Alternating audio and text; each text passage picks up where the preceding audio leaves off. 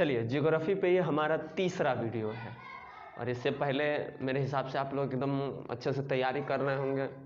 चलिए, बहुत बढ़िया। एक बार मैं फिर से बताऊंगा कि बार बार आप रिपीट करते रहिए, पिछले वीडियोस को देखते रहिए, पहले को, फिर दूसरे को, फिर तीसरे को, कंटिन्यूटी आप बनाए रखेंगे तो ये होगा कि बार बार जब किसी टॉपिक को बताया जा रहा है तो सुन सुन करके याद हो जाएगा। तो ये ट्राई करते रहें और देखिए कितना प्रभाव पड़ रहा है कि सुन सुन के याद हो पा रहा है कि आपको याद करना पड़ रहा है। तो रटने में उतना फोकस मत कीजिए, थोड़ा सुनिए और थोड़ा सा क्रिएटिव बनिए। और यदि आपको लाभ हो रहा है इससे, कुछ चीज़ों से, कि हाँ बार बार देखने से लाभ हो रहा है, तो कमेंट बॉक्स खुला हुआ है, उसमें एकदम चेप दीजिए, जो भी आए लिखते रहिए, एकदम धकाधक। सर मज़ा आ रहा है पढ़ने में, एकदम बढ़िया। कोई देखेगा नहीं मेरे सिवा, ठीक है। तो ये वीडियोस भी सब अनलिस्टेड हैं और कमेंट वगैरह सब अनलिस्टेड रहते हैं, तो मेरे सिवा और कोई नहीं देखेगा। तो अगर कोई प्रॉब्लम होगी तो कमेंट कर देंगे, तो मैं देख करके वो प्रॉब्लम पे काम करूँगा, ठीक है। और कई बार वीडियो अचानक, कई वीडियो पीछे वाले अचानक ख़त्म हो जा रहे हैं एक बैग, तो कारण ये होता है कि वीडियो जैसे हमने शूट किया तो स्पेस रहता है इसमें 3 से 4 GB का, अब वीडियो जो है 1080 पर ये रिकॉर्ड होता है एकदम फुल HD पर, और जैसे ही मेमोरी फुल होता है तो ऑटोमेटिक कट जाता है। तो समस्या थोड़ी होती है, लेकिन उसी को थोड़ा सा एडजस्ट करना पड़ेगा, धीरे धीरे सब नॉर्मल हो जाएगा। तो जो भी दिक्कतें हों एकदम खुल के आप कहिए कि ये दिक्कत है, वो दिक्कत है। और फिलहाल लाइट वगैरह थोड़ा आ रहा है, धीरे धीरे इस समस्या का समाधान किया जाएगा और बड़ी आसानी से नहीं होता है। जितनी दिक्कतों से मैं यहाँ पे शूट कर रहा हूँ बता ही नहीं सकता। तो जब भी हो शुरू कीजिए, कुछ भी हो, दिक्कतें तो आएंगे ही आएंगी, धीरे धीरे उनका भी सल्यूशन निकलता जाएगा।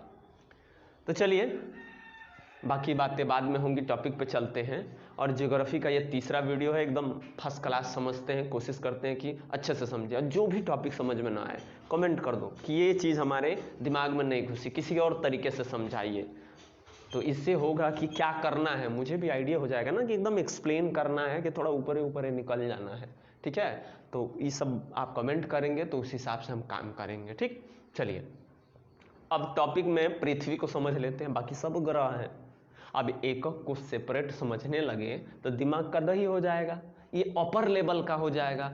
तो टेंशन मत लीजिए, आगे की क्लास में जैसे जैसे हम बढ़ेंगे वैसे वैसे इस टॉपिक को एक्स्ट्रा जानेंगे, ठीक है ना। कंपटीशन लेवल पे जाएंगे तो और ब्रॉड लेवल पे समझाया जाएगा। तो फिलहाल थोड़ा सा अंडरस्टैंडिंग बनाते हैं कि ज्योग्राफी क्या है और क्या क्या चीज़ पढ़ते हैं, बस इतना समझ लिए बहुत हुआ। धीरे धीरे आदत पड़ती जाएगी, समझ में आता जाएगा। तो फिलहाल डायरेक्ट हमने क्या किया है, पृथ्वी को यहाँ पे ला दिया है, ठीक ना।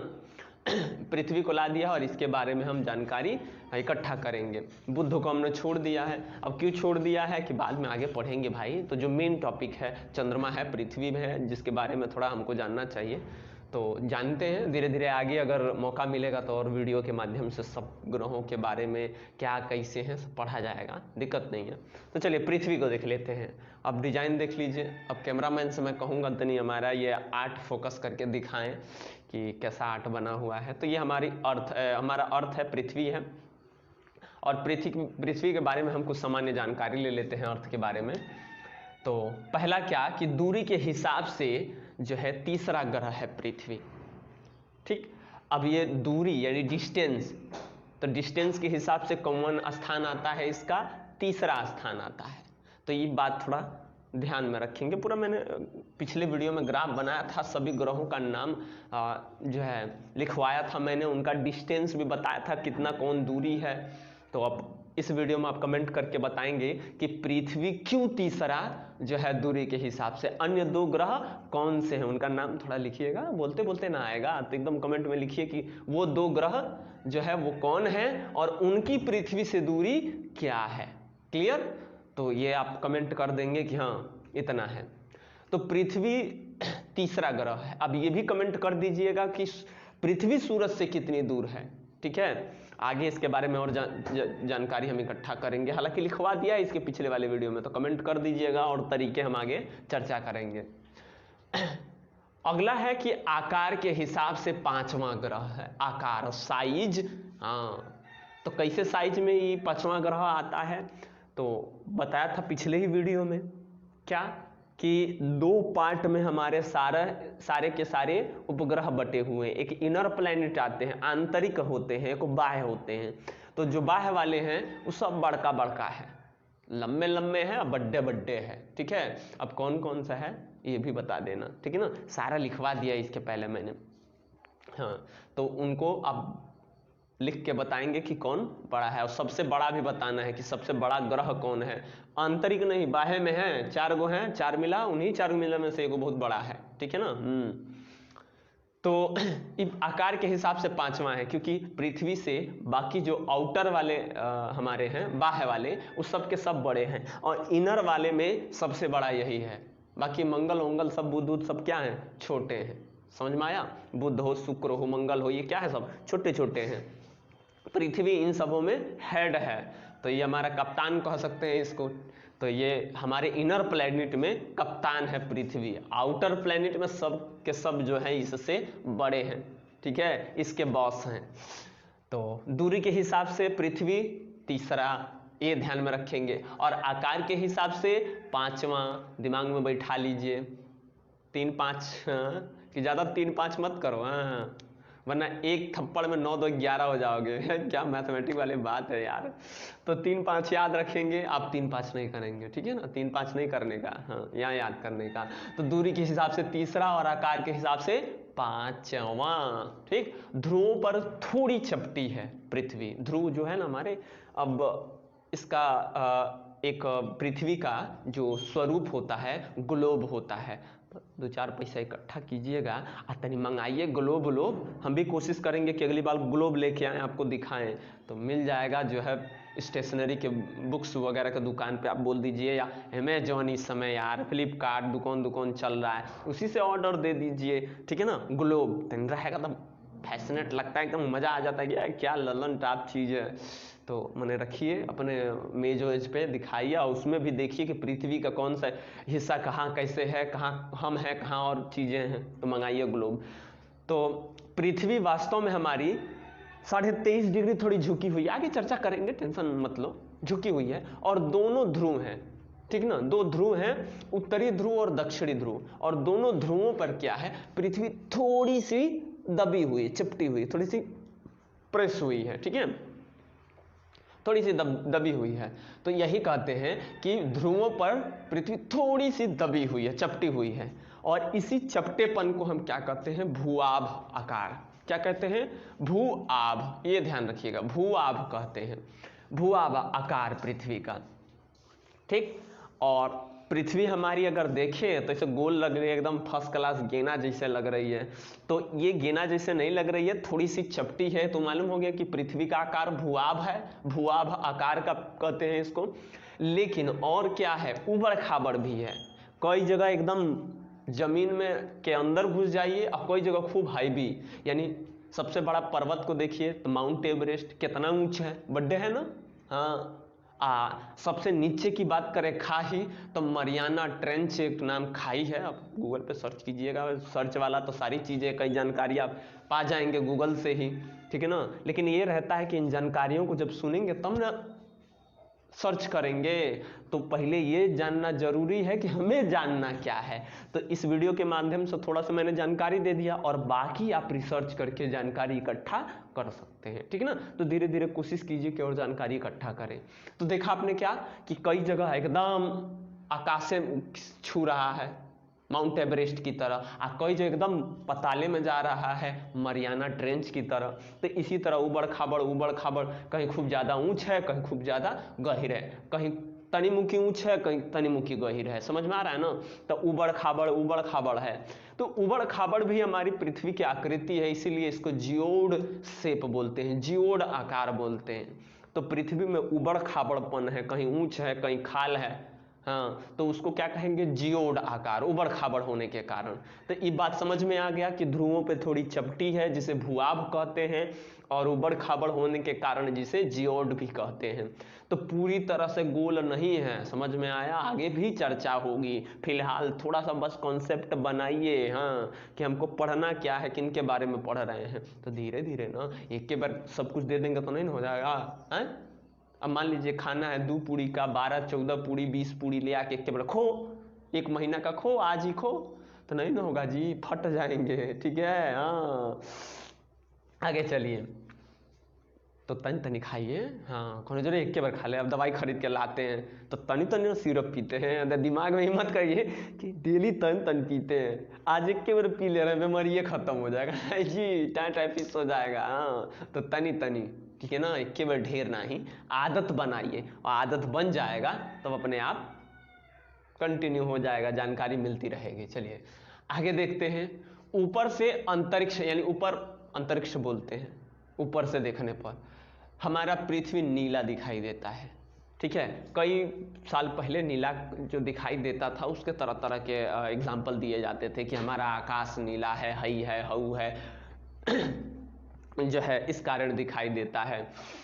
तो कई बार कहा गया कि पानी भी, बाद में कहा गया कि पानी भी उसमें एक भूमिका है, कि पानी के कारण, तो पानी कारण है, बात सही है। तो इस चीज को जो है सर सीवी रमन ने खोज किया था। तो ऊपर से अगर हम पृथ्वी को देखते हैं तो नीला दिखाई देता है, और कारण क्या है कि पृथ्वी पर 2/3 पानी मौजूद है। ठीक है, तो पानी तो है हमारे सरफेस पे जो दिखाई दे रहा है पानी, ठीक है, लेकिन जो कलर है, शेप है पृथ्वी का, जो पृथ्वी का कलर है ऊपर से देखने पर नीला इसलिए दिखाई देता है क्योंकि वहां पर जो किरणें पड़ती हैं, अभी ये थोड़ा भारी हो जाएगा, ठीक है ना, तो हल्के में थोड़ा हम समझा रहे हैं कि प्रकाश की जो किरणें आती हैं पृथ्वी पे उनमें कई सारे कलर होते हैं। तो कुछ कलर जो है रिफ्लेक्ट हो जाते हैं, कुछ जो है लंबी दूरी तय कर पाते हैं, कुछ नहीं कर पाते हैं।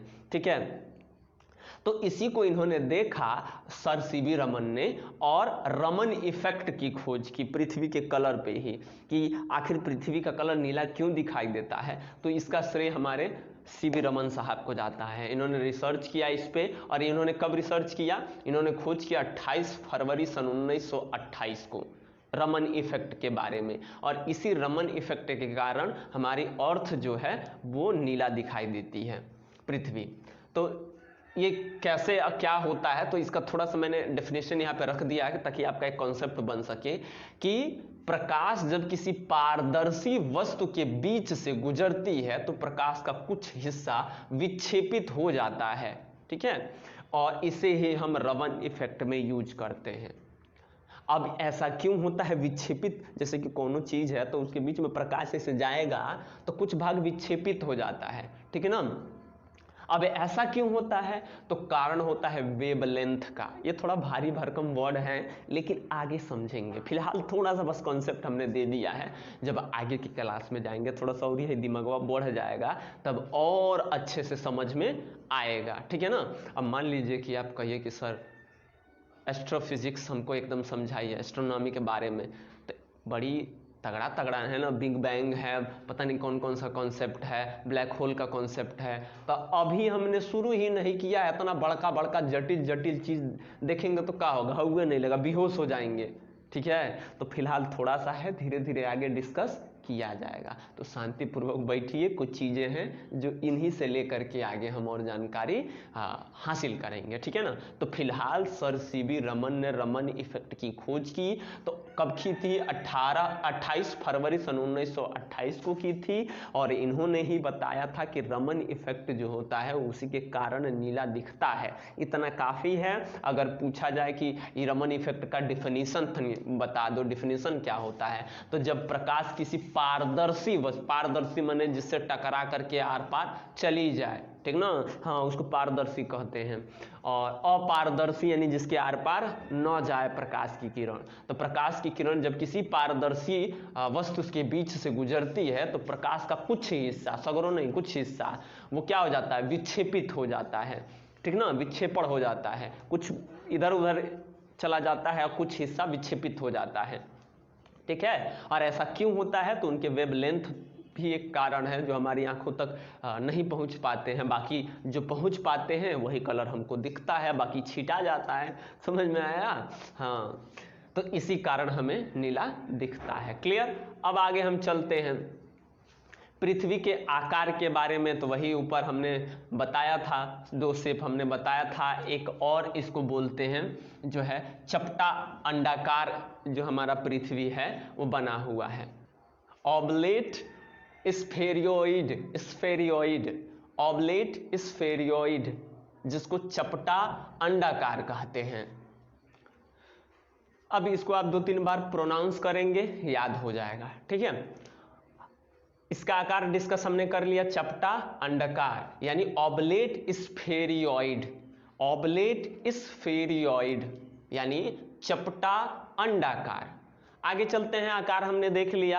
अब हम इसके लेंथ डिस्टेंस का जो दूरी है सन से, सूरज से पृथ्वी की जो दूरी है हमारी, इसके बारे में हम चर्चा कर लेते हैं। तो तुलसीदास का नाम आप लोग जानते होंगे, और इन्होंने क्या किया था, हनुमान चालीसा, रामचरितमानस लिखा था। तो रामचरितमानस में राम जी की कथा वगैरह के बारे में लिखा था, राम जी के पूरे चरित्र चित्रण को इन्होंने बताया था। और इससे पहले महर्षि वाल्मीकि जी थे, उन्होंने इसको संस्कृत में लिखा था। बाद में हमारे गोस्वामी तुलसीदास जी ने इसका हिंदी में ट्रांसलेट किया और अच्छे से समझाया, ठीक है ना, सामान्य भाषा में। तो जो रामचरितमानस है वो आसानी से सबके बीच जो है प्रसिद्ध हो हुआ, और लोग क्या किए, उसको सुन करके, सीख करके अपने जीवन में वो कैरेक्टर लाने की कोशिश किए। तो चरित्र के बारे में, उनके जीवन में उनका चरित्र कैसा था, वैसा ही चरित्र हमको भी अपनाना चाहिए। तो ऐसे महान व्यक्तियों से हमें अच्छी चीज़ें लेनी चाहिए। आगे चलते हैं, गोस्वामी तुलसीदास जी ने जो हनुमान चालीसा लिखा था, उन्होंने उसमें एक लिखा था उन्होंने कि युग सहस्त्र योजन पर भानु, युग सहस्त्र जो प्रयुक्त होता था, तो युग हम पढ़ते हैं, लेकिन असल में होगा कि युग सहस्त्र योजन पर भानु, लीलियो ताहि मधुर फल जानू। अब इस पूरे कॉन्सेप्ट का मतलब है कि एक छोटी सी कहानी है कि आप देख ही लेंगे, आप रिसर्च कर ही लेंगे, वैसे हम बता देते हैं थोड़ा सा, और रिसर्च करेंगे तो और अच्छा जान पाएंगे। और अपने आसपास के लोगों से पूछिए, इसके बारे में और बेहतरीन जानकारी मिलेगा, और आप भी ढूंढिए। तो एक छोटी सी जानकारी ये है कि हनुमान जी को फल खाने की इच्छा हुई, और घर में न मिलने के कारण, नहीं प्राप्त होने के कारण उन्होंने ऊपर देखा तो कहीं बड़ा सुंदर अच्छा फल है, इसको चलो खाते हैं। तो उड़ करके चले गए और उसको उन्होंने खा लिया। तो उसी के बारे में इन्होंने लिखा है, और इसी चौपाई में बताया गया है कि सन से यानी सूर्य से पृथ्वी का डिस्टेंस, दूरी कितना है, ठीक। तो इसमें लिखा है युग सहस्त्र, युग को युग बोला जाता है, ठीक ना, और एक युग होता है 12,000 वर्ष, ठीक है ना, 12,000 वर्ष होता है। और इसमें है युग सहस्त्र, सहस्त्र का मतलब होता है एक सहस्त्र बराबर 1000 होता है, 1000 होता है, ठीक है। अब इसमें योजन फिर लिखा है, तो योजन जो होता है डिस्टेंस को नापने की एक यूनिट है, इकाई है दूरी को नापने का। तो एक योजन बराबर 8 मील होता है, और 8 मील को आगे हम चेंज करेंगे कि 8 मील है तो 1 मील का होता है क्या, 1 मील का होता है 1.6 किलोमीटर। 1 मील कहते हैं 1 मील दूर से आए हैं, तो यानी लगभग 1.5 किलोमीटर से थोड़ा ज़्यादा, ठीक है। तो एक योजन माने 8 मील, आगे हम समझेंगे। उसके बाद क्या है कि युग, सहस्त्र और योजन तीनों का गुणा कर दीजिए, मल्टीप्लिकेशन कर दीजिए, तो होगा 12,000 गुणे 1,000 गुणे 8। अब इन तीनों को मल्टीप्लाई करेंगे तो क्या आएगा 96, ठीक है ना, 96 9 करोड़ 60 लाख जो है लगभग ये आएगा, ठीक है। देख लीजिए, इकाई, दहाई, सैकड़ा, हजार, 10,000, लाख, 10 लाख, करोड़, यानी 9 करोड़ 60 लाख के आसपास ये आएगा। 9 करोड़ 60 लाख मील हुआ। अब 9 करोड़ 60 लाख मील को अब हम कन्वर्ट करेंगे किसमें, किलोमीटर में। तो 1 मील बराबर क्या होता है 1.6 किलोमीटर। अब इसका गुणा कर देंगे हम 9 करोड़ 60 लाख में, ठीक है, 9 करोड़ 60 लाख। मार्कर से थोड़ा सा हम कर देते हैं, मैथमेटिक्स में हम आगे पढ़ेंगे, कई बड़े नंबर्स आ जाते हैं उनको रीड नहीं कर पाते, मैथमेटिक्स में हम सिखाएंगे, ठीक है। तो ये हमारा यहाँ कॉमन लगाते हैं। भारतीय संख्या प्रणाली में पहले 3 अंकों का एक कॉमा लगाते हैं, फिर 2 अंकों का कॉमा, फिर 2, तो शुरू में 3, फिर 2 2 2 2 बॉन्डिंग बनाते जाते हैं। तो इन 3 अंकों को हम क्या बोलते हैं? सैकड़ा बोलते हैं, ठीक है ना, इकाई, दहाई, सैकड़ा। और ये 2 अंक आपस में हजार वाले हैं, तो 1000 एक 10,000, इसको हजार ही बोला जाता है। और ये 2 अंक हैं लाख वाले, ठीक है ना, तो लाख और 10 लाख, तो लाख ही बोला जाता है। चलिए अब यहाँ पे हमारा क्या हो गया? 9 करोड़ 60 लाख मील हो गया, ठीक। अब इसको क्या कीजिए कि 1 मील बराबर 1.6 किलोमीटर।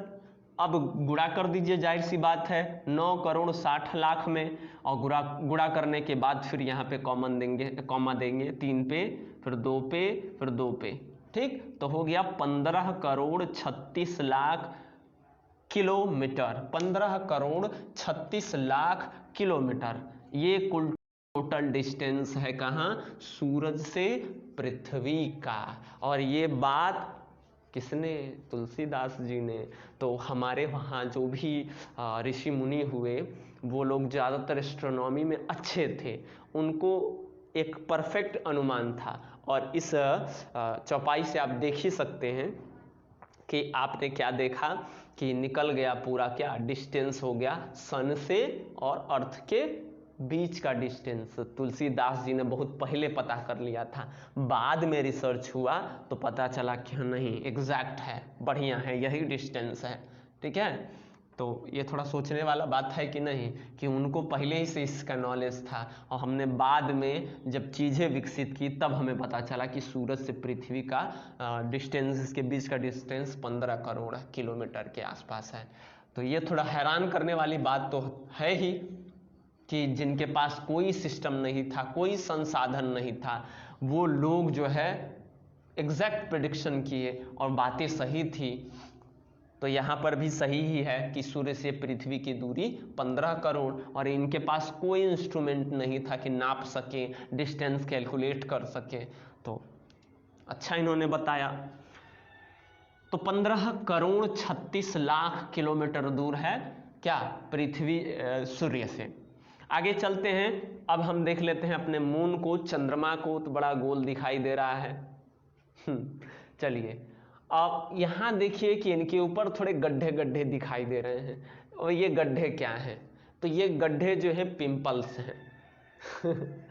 पिंपल्स नहीं है। अब इसको रिकमेंड कर दीजिए कि फेस वॉश लगाओ, क्रीम लगाओ, दाने खत्म हो जाएंगे। दाना नहीं है, गड्ढे हैं। गड्ढे को क्या कहते हैं? क्रेटर बोलते हैं, ठीक है ना। ये काहे होता है जी? ऐसा काहे कि गड्ढा गड्ढा हो गया है? तो पहले दाना था, फूट गया तो गड्ढा हो गया है? नहीं होता है, दाना दाना चेहरे पे हो जाता है और जब सही हो जाता है गड्ढा हो जाता है। हाँ, वही हुआ है, पिंपल्स निकल गया था। हाँ नहीं जी बुर्बक, ये क्या हुआ है कि ये गड्ढे दाने से नहीं पड़े हैं। आपने देखा होगा पिछले वीडियो में कि इनर प्लैनेट और आउटर प्लैनेट मैंने बताया था। उस इनर प्लैनेट और आउटर प्लैनेट वाले वीडियो को फिर से जाके देख लीजिएगा। उसके बीच में एक पतली पट्टी थी, ठीक है ना। और इस पतली पट्टी के इधर कौन था? पहला पट्टी के जस्ट बगल वाला ग्रह, तो वो ग्रह था मंगल, ठीक है, मंगल ग्रह था। और पट्टी के उस साइड कौन सा ग्रह था? तो बृहस्पति ग्रह था। तो कारण जब रोटेशन करते हैं तो इन दोनों के बीच में एक पट्टी है। ये कौन सी है? क्षुद्र ग्रहों की पट्टी है। तो यहीं से ज्यादातर उल्कापिंड, क्षुद्र ग्रह गिरते हैं, जो है पृथ्वी पे हो, चंद्रमा पे हो, गिरते हैं। कभी कभी मंगल पे 1-2 चले जाते हैं, ठीक है। तो कारण क्या होता है कि जब रोटेशन होता है तो ये जितनी पट्टियां हैं, ये सबसे बड़ा ग्रह हमारा बृहस्पति है, वो सभी के सभी को क्या कंट्रोल करके अपने ग्रेविटी में रखा है, पकड़ के रखा है, ठीक है ना। कहता है जाने का नहीं, जाने नहीं देंगे तुझे। हाँ 3 इडियट वाला गाना, तो जाने नहीं देते हैं। लेकिन फिर भी क्या करता है, जो अपना मंगल है तभी दुष्ट किस्म का है, हाँ टिकिर टिकिर करता रहता है। तो लगवा से जब घूमता है ना तो खींच लेता है और जाके कहता है उल्का पिंडवा से, अथिया से, एक बार आजा आजा आजा, हाँ आजा। आ जाता है, फिर भाग जाता है, अपना भाग जाएगा बुला के। और जब बुला के भागेगा तो ई है बर्थडे, बर्थडे किलोमीटर के हिसाब से कई बार आ जाते हैं, हाँ बहुत बड़ा बड़ा आ जाता है, ठीक है ना। और ये कहाँ इम्पैक्ट करेगा, तो इस सूरत बोला कि भाग जाएगा, तो गिरेगा किस पे, तो गिरेगा या तो अर्थ पे या तो मून पे, चंद्रमा पे। अब बेचारा ये अगर फ्रंट पे भेटा जाता है, हाँ अब पृथ्वी के चारों राउंड अप कर रहा है, तो पृथ्वी के फ्रंट पे ना आएगा, और जैसे फ्रंट पे आएगा तो क्या होगा, उसी के ऊपर ढब से गिरेगा। अब मान लो कि खूब बढ़न पत्थर ऊपर से गिराए तो गड्ढा बनाएगा कि नहीं बनाएगा, हाँ बनाएगा, हाँ खूब भारी भारी पत्थर। तो ये सब गिरते हैं तो बेचारा चंद्रमा पर गड्ढा हो जाता है, ये जाता है गाना गा के बुला देता है या भाग जाता है, तो गिरता किस पे है, चंद्रमा पे। तो देख रहे हैं बेचारा एकदम तबाह कर दिए, जितना आता है धवर धवर बरखा नहीं लेकर ये ऊपर गिरता है। तो टेंशन वाली चीज है कि बृहस्पति के गुरुत्वाकर्षण बल के कारण ये जो है बंधे रहते हैं, ठीक है, खींचे रहते हैं इसकी तरफ, और जब कोई ग्रह इसके आसपास से गुजरता है तो उससे इफेक्ट हो जाते हैं, और इफेक्ट होकर अपना जो कक्षा है जो जिसमें ये ऑर्बिट है जिसमें घूमते हैं इसको भूल जाते हैं, और ये चले जाते हैं इधर। आज जब इधर आएगा तो या तो इस पे गिरेगा, या चंद्रमा पे गिरेगा, या पृथ्वी पे। तो ये तीन लोगों पर धड़ाधड़ गिरता रहता है, ठीक ना। इसलिए चंद्रमा में ज़्यादा क्रेटर है, कई गो क्रेटर पृथ्वी पर भी हैं, आप पता कीजिएगा। हाँ कि क्या होता है कि बड़ा बड़ा गिर जाता है तो गड्ढा हो जाता है, तो कई सारे झील उल बने हैं। SSC वगैरह BPSC वगैरह के परीक्षा में पूछता है, UPSC में पूछता है, तो कि कौन सा जो है क्रेटर से बना हुआ झील है, वो सब बड़े लेवल का है। जब तैयारी करेंगे तो वहाँ हम समझेंगे, ठीक ना, कि बड़का बड़का उल्का पिंड जब पृथ्वी पे गिर जाता है तो गड्ढा बन जाता है, ठीक है ना, तो क्रेटर बन जाता है, वो क्रेटर झील हो जाता है, खूब बड्डा बड्डा होता है, 100 ग्राम का नहीं होता है, किलोमीटर में कई बार गिर जाता है, गड्ढा एकदम कर देगा, और गिरता है तो एकदम भूकंप जैसा हो जाता है।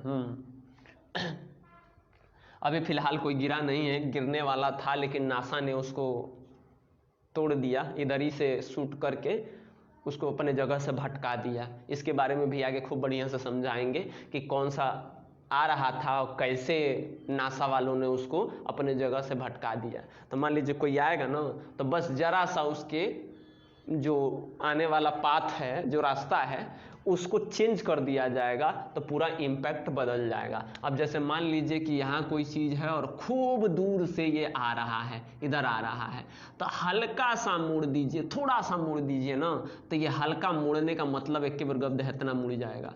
तो हिजुकिया तो तनी मुख्य दिखेगा 2 डिग्री 1 डिग्री, लेकिन वो 2 डिग्री 1 डिग्री से जब हेलने आएगा तो इसका डिस्टेंस क्या होगा, बहुत दूर होगा, तो पृथ्वी के पास से होके गुजर जाएगा, तो पृथ्वी पे नहीं गिरेगा। तो पता चल गया गिर रहा है तो इसका रास्ता क्या कर दिया जाएगा, बदल दिया जाएगा, ठीक है। इसी कारण चंद्रमा पे क्या है, गड्ढे हैं। अब चंद्रमा के बारे में जान लेते हैं। तो चंद्रमा है क्या, पृथ्वी का उपग्रह है, ये बात ध्यान रखिएगा। मून क्या है, पृथ्वी का उपग्रह है, जिसे सैटेलाइट बोलते हैं, उपग्रह। अब ये कितने तरह के होते हैं, तो 2 तरह के होते हैं। किसे कहते हैं उपग्रह, तो जो ग्रहों का चक्कर लगाते हैं उसे हम कहते हैं उपग्रह। चंद्रमा क्या है, उपग्रह है किसका, पृथ्वी का। बात समझ में आया। जो ग्रहों का चक्कर लगाते हैं उसे क्या कहते हैं, हम उपग्रह कहते हैं, सैटेलाइट कहते हैं अंग्रेजी में। अब ये उपग्रह कितने टाइप्स के होते हैं, 2 टाइप्स के, एक होता है कृत्रिम और दूसरा एक होता है प्राकृतिक और दूसरा होता है कृत्रिम। प्राकृतिक माने नेचुरल, नेचुरल यानी कि पहले से बना हुआ है। तो पृथ्वी का चंद्रमा बनाया नहीं गया है, अपने आपे से बना हुआ था, इसीलिए इसे क्या कहेंगे हम, प्राकृतिक कहेंगे। तो जिसे प्रकृति ने बनाया हो, जैसे कि पृथ्वी का चंद्रमा, ये प्रकृति द्वारा। और कृत्रिम जिसे मानव द्वारा, हमारे द्वारा निर्मित किया गया, अपने लग्न से बनाया गया, उसे हम कहते हैं जो है कृत्रिम, अंग्रेजी में आर्टिफिशियल, ठीक है ना। तो आर्टिफिशियल कौन कौन है, अरे चंद्रयान, मंगलयान, ये सब क्या है, आर्टिफिशियल सैटेलाइट है। ये भी जाके क्या करते हैं, घूमते हैं किसके आजू बाजू, चंद्रमा के आजू बाजू, पृथ्वी के भी आजू बाजू घुमवाते हैं कई लोग सैटेलाइट देख करके, कि जैसे लोकेशन पता करने के लिए, नक्शा बनाने के लिए। तो हम 2-4 उपग्रह छोड़ दिए हैं, तो चंद्रमा के साथ साथ वो सब घूमते हैं पृथ्वी के आगे पाछे, अब वीडियो बनाते हैं। इसके बारे में भी आगे समझेंगे, बहुत है ना, अभी बढ़ने लगा जाए तो मतलब कहानी बहुत लंबी हो जाएगी। ये समझ लिया। अब यहाँ हम समझ लेते हैं मून के बारे में थोड़ी सामान्य जानकारी। तो चंद्रमा का परिक्रमण काल कितना होता है? परिक्रमण मैंने बताया था ना, हाँ, परिक्रमा करना। परिक्रमा मैंने आगे पीछे पूरा मैंने राउंड राउंड घूमना, दो गति होता है, परिक्रमण और घूर्णन। तो परिक्रमण का मतलब एक, जैसे कि ये यहाँ पे मैं समझा दे रहा हूँ, ये चीज है, इसके चारों तरफ, समझ में आ रहा है ना? तो एक कोई चीज है, खूंटा है, और इस खूंटा के आगे पांच भैंसियां नाचती है, तो इसके एकदम रोटेशन करती है उसके आसपास। तो क्या हो गया, वो कर रही है परिक्रमा, उसी को परिक्रमण कहते हैं। और दरिये पे घूमना, दरिये पे गोल गोल गोल गोल घूमना, यानी है कोई ऑर्बिट है, यहीं पे गोल गोल घूमना, और जलेबी जैसे आगे घूमते घूमते घूमते पहुंचना, जलेबी जैसे। तो दोनों गति हो गया कि ये क्या कर रहा है, परिक्रमण के साथ साथ घूर्णन गति भी कर रहा है। तो घूर्णन का मतलब अपनी अक्ष पे घूमना, और परिक्रमण यानी किसी ग्रह या उपग्रह के आजू बाजू गोल गोल घूमना। ठीक है, समझ में आ गया होगा। तो परिक्रमण चंद्रमा का कितना है, 27 दिन 7 घंटे 43 मिनट 11.475 सेकेंड। अब इतना याद करेंगे तो दिमाग का दही हो जाएगा, इसीलिए अप्रोक्सीमेट मान लिया जाता है। समझ में आया? लेकिन आपको यहाँ पे मैंने बता दिया 27 दिन 7 घंटे 43 मिनट 11 सेकेंड।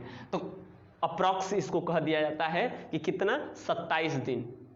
ठीक है ना? तो 27 दिन आप याद रखेंगे, आगे कंपटीशन वगैरह में ये एकदम ओरिजिनल पूछेगा। ठीक है ना, कि 27 दिन 7 घंटे 43 मिनट 11.47 सेकेंड लगा करके ये क्या करता है, एक चक्कर लगाता है। चलिए फटाफट डिस्कस कर लेते हैं। चंद्रमा का प्रकाश पृथ्वी तक पहुंचने में 1.35 सेकेंड लगता है, और जबकि सूर्य का पृथ्वी पर 8 मिनट में पहुंचता है। ठीक है, तो ये बात ध्यान रखना कि कहां से, सूर्य से जो चंद्रमा का प्रकाश वो पृथ्वी पर पहुंचने में कितना लगता है, 1.35 सेकेंड लगता है। ठीक है, पृथ्वी से चंद्रमा का 59% भाग दिखता है, और कितना, 41% नहीं दिखता है। कारण क्या है कि अधवेव कहीं दिखता है, क्योंकि पृथ्वी का जो है रोटेशन और चंद्रमा का रोटेशन सेम है, इसी वजह से हमेशा चंद्रमा का एक ही फेस हमें दिखाई देता है, और गड्ढा गड्ढा दिखता है सेम सेम। ठीक है ना, उसमें चेंजेस नहीं दिखता है। तो हम कहते हैं कि चाँद में भी दाग है, नहीं जी, ये क्या है, आके गिरा है, गढ़ा हो गया। यही गढ़ा हुआ जब प्रकाश पड़ता है तो जो गढ़ा रहेगा, गढ़ा में प्रकाश नहीं जाएगा तो क्या होगा, परछाई बनेगा, वही परछाई दिखेगा, तो हम कहेंगे कि दाग है। दाग नहीं है, वो परछाई है। ठीक है, तो कितना दिखता है, 59% हम देख पाते हैं। फिर चर्चा कर लेते हैं इधर कि केवल पृथ्वी का ही सैटेलाइट थोड़े चर्चा है, अन्य ग्रहों का भी है, इसके भी बारे में देख लेते हैं। इसके पहले बता भी चुके हैं कि किसका कितना चंद्रमा है। तो पृथ्वी का एगो है, मंगल के कितने चंद्रमा हैं, बाकी दो लोग, शुक्र का और बुध का, इन दोनों का चंद्रमा नहीं है। अगर होता भी तो हमारे सूरज भैया कहते कि आ जाओ ले लेते, तो उनका नहीं है। तो मंगल के कितने हैं, 2 हैं। कौन कौन है मंगल के, फोबोस डिमोस, ये ध्यान रखिएगा। मंगल के कितने हैं, 2, फोबोस एंड डिमोस हैं। बृहस्पति के कितने हैं, तो 53, पहले ही बता दिया चंद्रमा। मेन कौन है, गैनीमेड है। शनि का, तो शनि का है टाइटन, टोटल कितने हैं, 53, टाइटन मेन है। ठीक है, अरुण का कितना है, तो 27 है। मेन कौन है, टाइटेनिया। ठीक है ना, टाइटेनिया अरुण का, और वरुण का कौन है, ट्राइटन। ठीक है ना, तो ट्राइटन है, और कितने हैं टोटल, 13, ध्यान रखिएगा। तो ये हो गया आपका अन्य ग्रहों के चंद्रमा के बारे में कि कितना चंद्रमा अन्य ग्रहों के हैं। तो ऑलमोस्ट पूरा समझ में आ गया होगा, और जो टॉपिक नहीं समझ में आएगा कमेंट करके फटाक से बता देंगे। तब तक के लिए